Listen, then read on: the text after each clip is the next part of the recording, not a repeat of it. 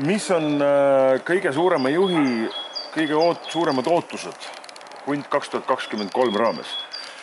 Suuremad ootused on loomulikult need, et kõik jäävad terveks ja saavad hästi positiivse emotsiooni sellest õppusest.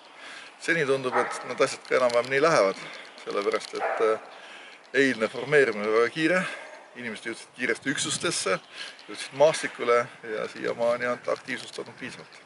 Mis on see ootus, mis kogemusi võitlejad peavad siit saama?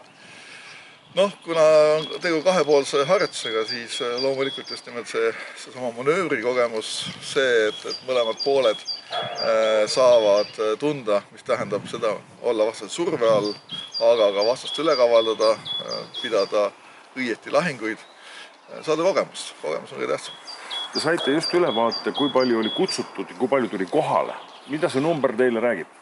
See number on väga positiivne, et ootasime umbes 1400 inimest ja üle 1300 on kohal, nii et protsent seda puhku on päris hea. Kas Eesti mehele ja naisele peab veel ütlema, miks täna on vaja õppustel käia? Või nad juba ikkagi saavad omast initsiatiivist ise pigem sellest aru? Näib, et aeg-ajalt me peame ikkagi selgitama.